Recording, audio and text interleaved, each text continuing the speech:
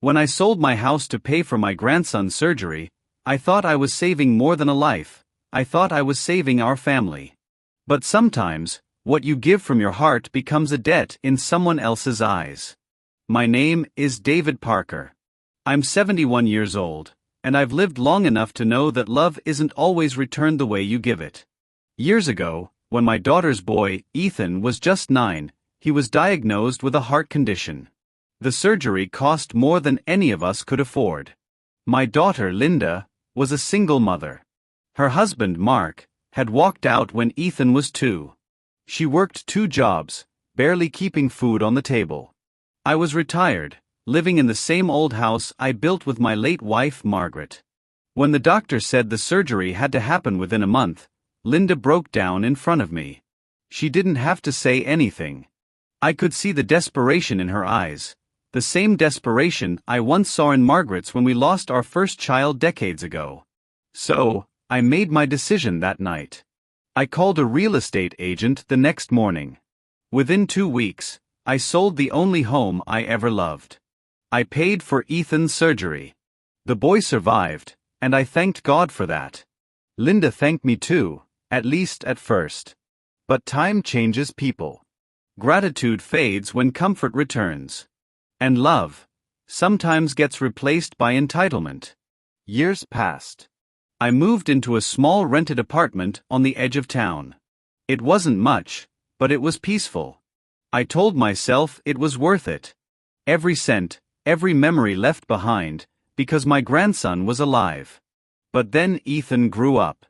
And one day, the boy I once carried in my arms looked me in the eyes, and did something I'll never forget. Life after the house sale was simple. My days started with coffee and the newspaper at the corner cafe. I'd chat with the owner, Mike, an old friend from my factory days. We'd talk about baseball, politics, and sometimes, about the past we couldn't change. Linda visited occasionally. She'd bring Ethan when he was young, and those visits used to fill my world with laughter. He'd run around my small apartment, asking me to tell stories about his grandma, about the garden I used to have, about the apple tree that stood right outside the old porch. Every time he smiled, I told myself I made the right choice. But as years passed, visits became fewer. Ethan grew into a teenager, distant, distracted, always glued to his phone. Linda, now managing some insurance office, got busier. I understood. Life moves on. That's how it's supposed to be. Still, I stayed close. I attended every birthday, sent gifts, and called every week. Sometimes, my calls went unanswered. Still, I called again the next day. By the time Ethan turned 20, I noticed something had changed in him. He wasn't the same grateful boy anymore. He had grown proud, maybe too proud. His friends drove expensive cars, wore designer clothes, and he wanted to belong. I could see it. Linda once mentioned she had given him access to the savings she had built, the same account where I had quietly deposited small amounts over the years, thinking it might help him one day. But when I hinted that he should save it, maybe invest wisely, Ethan just laughed. "Grandpa," he said, "money's meant to be spent, not buried." I didn't argue. I never liked arguing with young people. They have to make their own mistakes to understand the value of things. Then, last summer, everything changed. Linda called and said she was moving to Chicago for work. Ethan, now 22, decided to stay behind. He said he wanted independence. He had a part-time job at a tech store and shared an apartment with friends. He came by one evening, the first visit in months. "Grandpa," he said, leaning back on my couch, "you should sell your car. You don't drive much. You could use the money." I chuckled softly. "You sound like a businessman now." He grinned. "I'm just saying, you did it once for me. Maybe it's time you do something for yourself." I didn't think much of it then. But soon I realized, his smile wasn't as innocent as it used to be. A few months later, I received a call from my bank. They said there was a withdrawal request on my account, an online transfer of nearly $12,000. I was confused. I hadn't made any such request. My hands shook as I asked for details. The name connected to the link device was E. Parker. It took me a moment to understand. Ethan. When I called him, he answered casually. "Oh, that," he said. "Yeah, I needed some help, Grandpa. I'll pay you back." I couldn't believe how calmly he said it, as if he'd borrowed a cup of sugar, not $12,000. "Ethan," I said quietly, "that's not how things are done." He sighed. "Relax, Grandpa. You sold your house once, it's not like you're broke." I didn't raise my voice. I just sat there, staring at the faded photograph of my old house on the wall. The house I gave up to save his life. That night, I couldn't sleep. I wasn't angry, just hollow. Something broke in me, quietly, without sound. Days passed, and I waited. Ethan never apologized. Linda never called. When I reached her, she said, "Dad, don't make a big deal out of it. He's just young. He'll learn." But he didn't learn. A few weeks later, I found out from Mike that Ethan had bought a new car. A flashy one. He had been bragging around town, saying his grandpa finally decided to help him out. I didn't defend myself. I just smiled and nodded when people mentioned it. Inside, I made a decision. Revenge doesn't always mean destruction. Sometimes, it means letting the truth reveal itself, slowly, quietly, until it stands naked before everyone. So I waited. Ethan called me again a few months later. "Grandpa," he said, "there's a business idea I'm working on.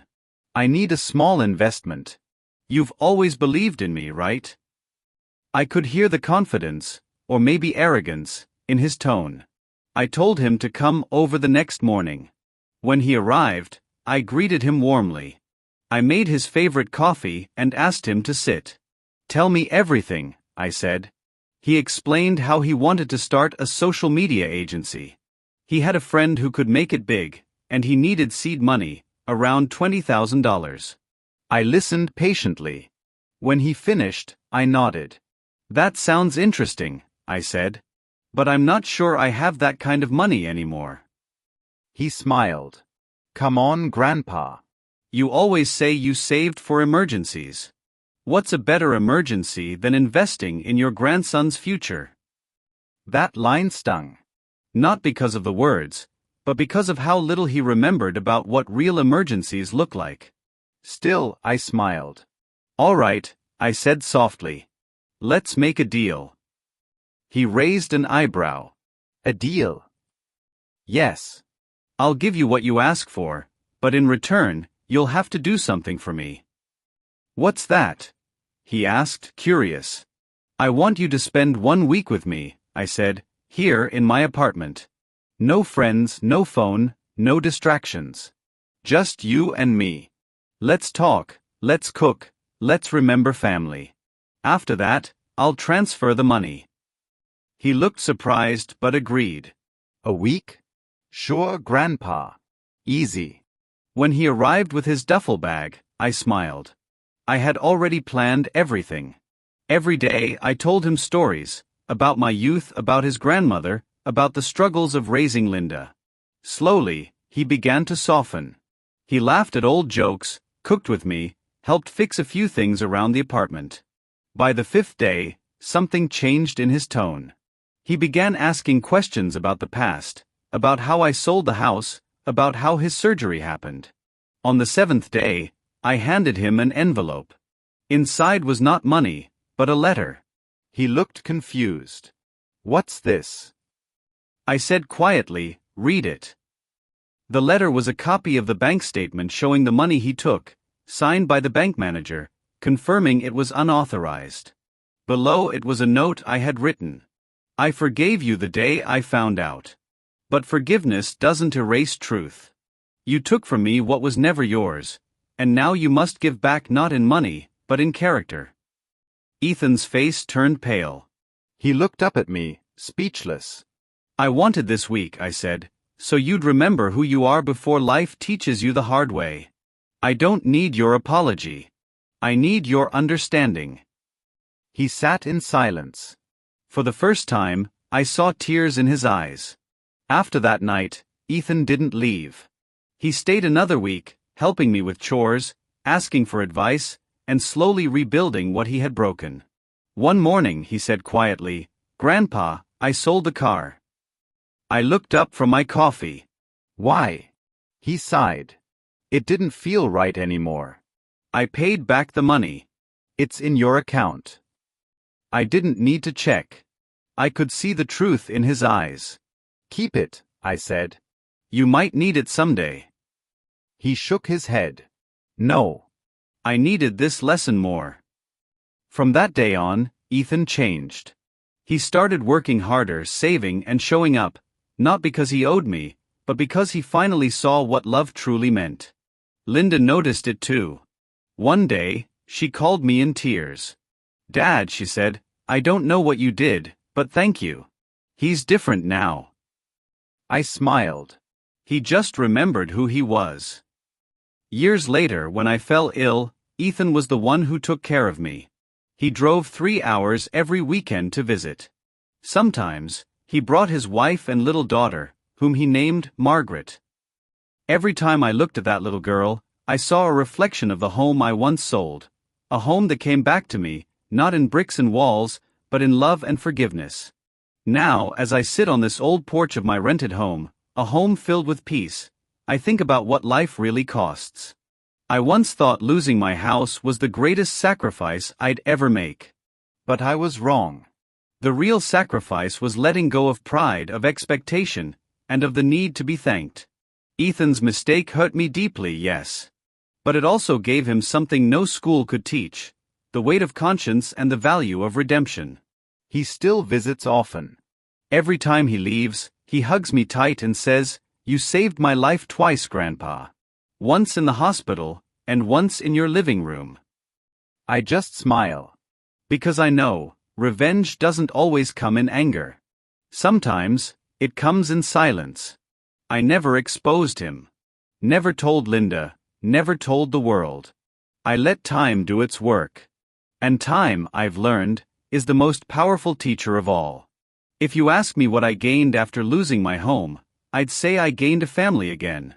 A wiser grandson, a stronger bond, and peace that no amount of money could buy. Sometimes, revenge isn't about making someone suffer. It's about making them see. And sometimes, silence is the best revenge.